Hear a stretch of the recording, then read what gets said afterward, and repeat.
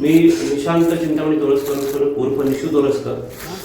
मी शिवसेनेचा एक शिवसैनिक आहे आणि आज मी सावंतवाडीमध्ये बऱ्याच दिवसापासून मला तक्रारी येत होत्या की जी गवळींची स्मशानभूमी आहे, म्हणजे जी आपली उपरण स्मशानभूमी आहे त्याच्या समोर गवळी लोकांसाठी तिथे दफन केलं जातं.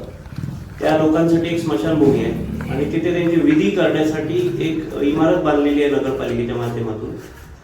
तर या ठिकाणी बऱ्याच कॉलेजच्या मुलांचे सगळे अनैतिक जे आहे ते चाळे चालतात. तिथे ड्रग्स घेण्यापासून, गांजा ओढण्यापासून ते दारू पिण्यापर्यंत तसेच इतर काही बाबी तिथे घडतात असं माझ्या कानावर आलं. म्हणून मी पाळतीवर होतो. मग आम्ही आज मला वेळ मिळाला म्हणून मला कानावर बातमी आली. मला कोणी फोन केला की असं असं चालू आहे.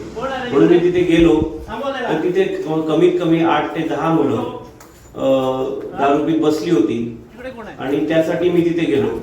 या झालेल्या नगर परिषदेच्या निवडणुकीमध्ये अमाप पैशाचं वारेमाप वाटप झालेलं आहे आणि त्याच्यामुळे कोणीच अशा ह्या लोकांवर होणाऱ्या अन्यायाबद्दल असतील किंवा अवैध घटनांबद्दल असतील आवाज उठवू शकत नाहीत, कारण सगळेच त्या सिस्टीमचा भाग झालेले आहेत. त्याच्यामुळे मी आज मुद्दाम गेलो होतो. आज तिथे गेल्यानंतर मी मुद्दाम तुम्हाला हा व्हिडिओ इथे दाखवतोय की बघा कशा प्रकारे इथे दारूचा बाटल्यांचा खच पडलाय. आणि यातून मला एक सांगा की कायदा आणि सुव्यवस्था कळत नाही का? पोलीस प्रशासन कुठे आहे? झोपलंय का? नगरपालिकेचं प्रशासन कुठे आहे? त्याला दिसत नाहीयेत का या बाटल्या?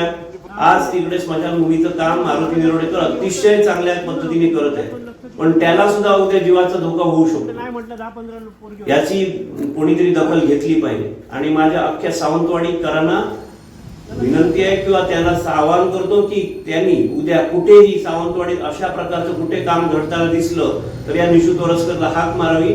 एक सावंतवाडीचा सजग नागरिक म्हणून मी तुमच्या बरोबर येणार. प्रशासनाने गांभीर्याने दखल घ्यावी आणि लवकरात लवकर सुधारणा करावी एवढीच माझी विनंती आहे.